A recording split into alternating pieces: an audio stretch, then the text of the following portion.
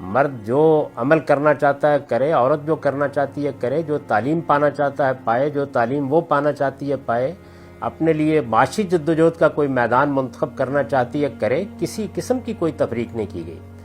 جب گھر کا ادارہ بنایا جاتا ہے تو گھر ایک ادارہ ہے، اس ادارے کو جب آپ بناتے ہیں تو اس میں جو رشتے پیدا ہوتے ہیں ان کے مابین فرق مراتب رکھا گیا ہے، یعنی ماں اور بیٹا برابر نہیں ہے، ماں ایک برتری کے مقام پر ہے، باپ اور بیٹی برابر نہیں ہے، باپ ایک برتری کے مقام پر ہے۔ اسی طریقے سے بہن بھائیوں کے رشتے ہیں، تو جو میاں اور بیوی کا رشتہ ہے اس میں شوہر کو گھر کا سربراہ بنایا گیا ہے، اس کے اوپر کفالت کی، حفاظت کی ذمہ داری ڈالی گئی ہے،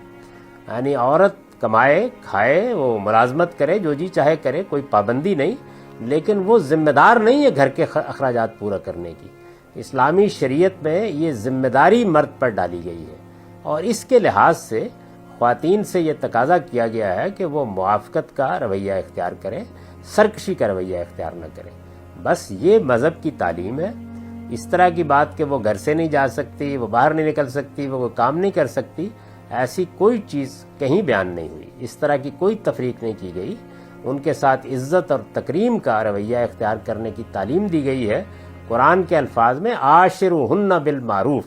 یعنی جو تمہارا زمانہ ہو، جو تمہاری سوسائٹی ہو، جو تمہارے ہاں اچھے لوگوں کا دستور ہو، اس کے مطابق معاملہ